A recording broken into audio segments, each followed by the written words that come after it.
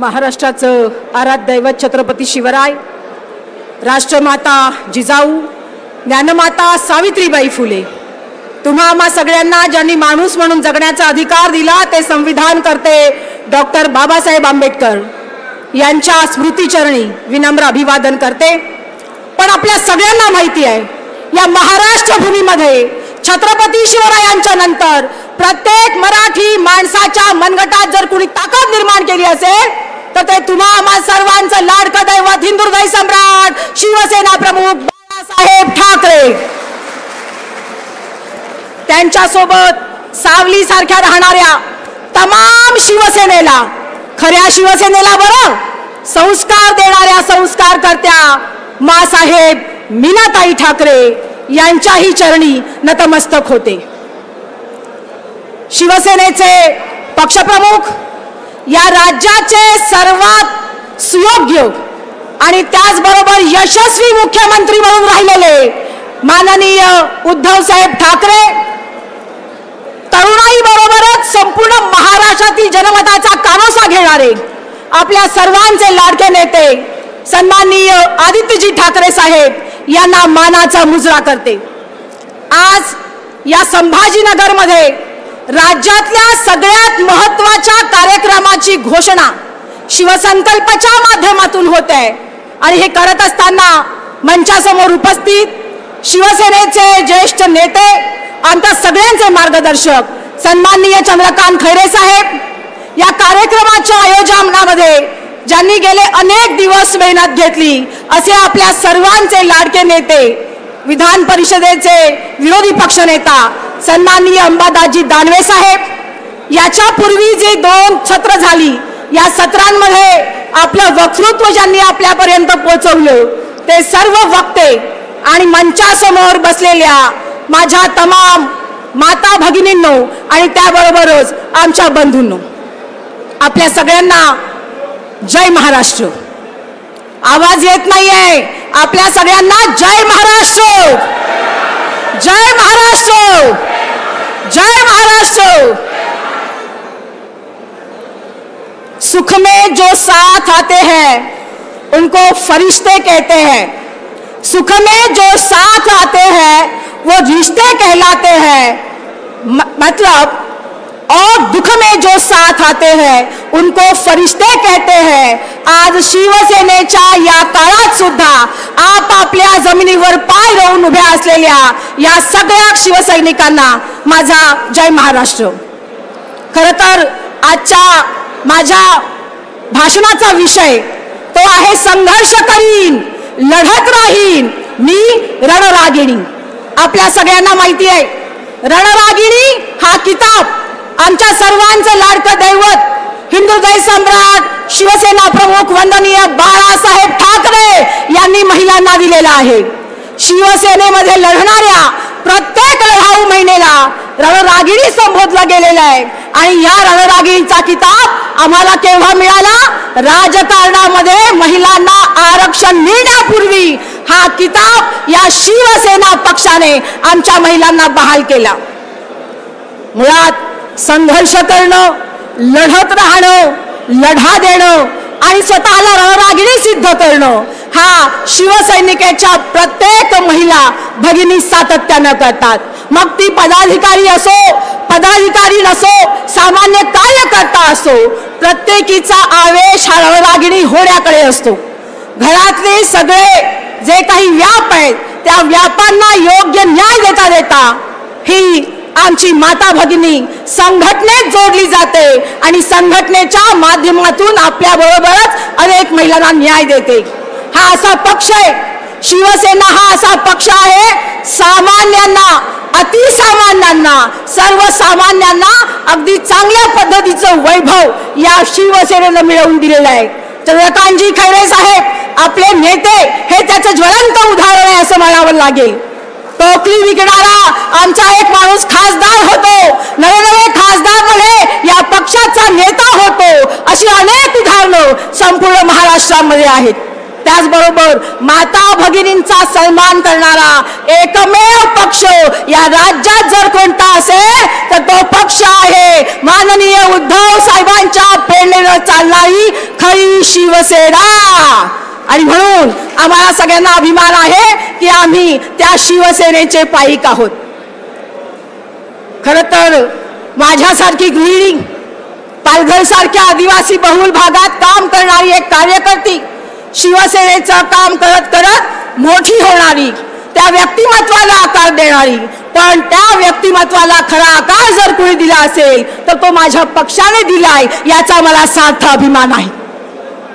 ज्या वेळेला सत्ता आली त्यावेळेला सत्ता आल्यानंतर या राज्यामधलं महिला आर्थिक विकास महामंडळासारखं महिलांसाठी काम करणारं एक सर्वोच्च महामंडळ माझे पक्षप्रमुख माननीय उद्धव साहेबांनी सहज माझ्यासारख्या काम करणाऱ्या एका कार्यकर्तीला दिलं. मला असं वाटतं हा सन्मान केवळ माझा नाही, महाराष्ट्रभर ग्रामीण भागात काम करणाऱ्या तमाम महिला आघाडीचा आहे. आणि हे सौभाग्य आम्हाला पक्षप्रमुखांनी करून दिलं. लोक प्रश्न विचारतात, ताई याला फोन आला, ताई त्याला फोन आला, ताई हिला पण फोन आला होता, ताई तिला पण फोन आला, ताई मला पण आला. आणि आम्हाला म्हणतात तिकडे चला. वारा येतो वारा जातो, पद येतात पद जातात, पण त्या गेलेल्या पदांबरोबर कचरा वाहून जातो, शिवसैनिक वाहून जात नाही. आणि त्यामुळे आजही या शिवसेनेमध्ये, खऱ्या शिवसेनेमध्ये आम्ही पाय रोवून उभे आहोत, याचा आम्हाला नितांत आदर आणि अभिमान आहे. हिम्मत होता कामा नये गद्दारांची. अरे गद्दार तर गद्दार, आणि वर फोन करून तुम्ही जर आमच्या लोकांना आमिष देऊन भुलवायचा प्रयत्न करत असाल तर गद्दारांनो एक लक्षात ठेवा, तुमच्या कपाळी लागलेला गद्दाराचा शिक्का आम्ही आमच्या कपाळावर कधी लावून घेणार नाही. कारण आम्ही शिवसेना प्रमुखांचे शिवसैनिक आहोत, आम्ही सन्माननीय उद्धव साहेबांचे शिवसैनिक आहोत. माता भगिनींनो, रणरागिणी म्हणून तुम्हाला काय करायचंय? छोटंसं काम करायचंय. सरकारच्या फसव्या योजना, मग या योजना केंद्र सरकारच्या असो, या योजना राज्य सरकारच्या असो, या सगळ्या योजनांचा पर्दाफाश करायची तयारी माझ्या या महिला आघाडीतल्या पदाधिकाऱ्यांनी ठेवायची आहे. तुम्ही ठेवणार आहात की नाही? तुम्ही ठेवणार आहात की नाही? या गद्दारांचा, या त्यांच्या भापक योजनेचा पर्दाफाश करणार आहात की नाही? आणि मग त्यासाठी तयार राहायचंय. परवा एक योजना, खरं तर ती योजना मूर्त स्वरूपात आली नाही, तोपर्यंत अधिवेशनाचा आधार घेत या राज्याच्या घटनाबाह्य मुख्यमंत्र्यांनी ती योजना साकार केली आणि सादर केली. मात्र लाडकी बहीण असं म्हणताना त्यांनी या लाडक्या भाच्यांचा आणि लाडक्या भाचींचा विचार केला नाही. किती रुपये देणार आहेत तो तुम्हाला? किती रुपये? 1500 रुपयामध्ये माता भगिनींची मतं विकत घेण्याचं तटकारस्थान हे सरकार जर करत असेल तर तुम्हाला मान्य आहे का? हात मला दिसत नाही. तुम्हाला मान्य आहे का? 1500 रुपयामध्ये आमचं इमान आम्ही विकणार आहोत का? आणि हे जर विकणार नसू तर आदरणीय मुख्यमंत्र्यांना माझं सांगणं आहे, मुख्यमंत्री महोदय, लाडकी बहीण तिला 1500 रुपयाचे लालूच दाखवण्यापेक्षा या लाडक्या बहिणीची मुलं, लाडक्या बहिणीच्या मुली आज शिकून घरामध्ये बेरोजगार म्हणून बसलेले आहेत. तुमच्यात हिम्मत असेल तर लाडकी भाची आणि लाडका भाचा योजना सुरू करा आणि त्या माध्यमातून घराघरात बसलेल्या तमाम बेरोजगार युवकांना आणि युवतींना नोकरीची संधी द्या. खरं आहे का खोटं आहे? हे जर आम्ही करू शकलो तर मला असं वाटतं महिलांचा सन्मान, महिलांचा विकास कोणत्याही प्रकारचं लालूच न देता हे सरकार करू शकेल. पण त्यांना ते करायचं नाही. दाखवायचं काही वेगळं, करायचं काही वेगळं. मला अभिमान आहे ज्या जिल्ह्यातून मी आले त्या पालघरमध्ये, आदिवासी बहुल जिल्ह्यामध्ये लोकसभेच्या निवडणुकीपूर्वी या केंद्र सरकारनं अंत्योदयच्या माध्यमातून महिलांना साडी वाटायचा कार्यक्रम रेशन कार्डावरच्या अंत्योदयच्या महिलांना केला. पण मला अभिमान आहे आदिवासी बहुल भागातल्या त्या जव्हार, मोखाडा, विक्रमगड सारख्या भागातल्या महिलांनी म्हटलं, हे खात्री ही आहे की निवडणुकीपूर्वी किमान 2 महिने तरी या मातांच्या लाडक्या बहिणीच्या खात्यात 1500 रुपये पडणार आहेत का? नाही पडणार. 31 जुलैची मुदत 31 ऑगस्ट पर्यंत वाढली जाईल आणि त्यानंतर मग योग्य कागदपत्र दिलीत की नाही याची छाननी केली जाईल आणि छाननी केल्याच्या नंतर मग नावं घोषित होतील. तोपर्यंत निवडणुका आल्या. केवळ घोषणा करायची, वाफा सोडायच्या, बुडबुडे टाकायचे आणि महिलांना त्यांच्या आहेत त्यापेक्षा जास्त खाली खितपत ठेवायचं. हे जर राज्य सरकारचं धोरण असेल तर आम्हाला ते मान्य आहे का? कारण हे मान्य नाही. कारण आम्ही जिजाऊच्या लेकी, बोला, आम्ही जिजाऊच्या लेकी. हात घरी ठेवून आल्यात वाटतं.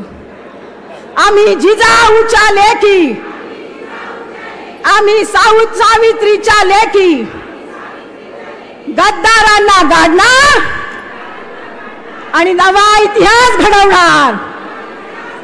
एक शिवसेनेची रणरागिणी म्हणून आम्ही सगळ्यांनी शपथ घेतली. मला खात्री आहे येणाऱ्या काळामध्ये विधानसभेच्या निवडणुकी येताना आपल्या सगळ्यांना पुनश्च प्रलोभनं दिली जातील आणि त्या प्रलोभनांच्या माध्यमातून अडकवण्याचा विचार केला जाईल. पण महिला कोणत्याही प्रलोभनाला फसत नाही, फसणार नाही आणि या माध्यमातून ही रणरागिणी सिद्ध होईल. कवी नीरजांची एक सुंदर कविता आहे, त्या सांगून 4 ओळी मी आपला निरोप घेते. कवी नीरज काय म्हणतात? कवी नीरज म्हणतात, है बहुत अंधियार, है बहुत अंधियार, अब सूरज निकलना चाहिए. है बहुत अंधियार, अब सूरज निकलना चाहिए. जिस तरह से भी हो, जिस तरह से भी हो, ये मौसम बदलना चाहिए. रोज जो चेहरे बदलते हैं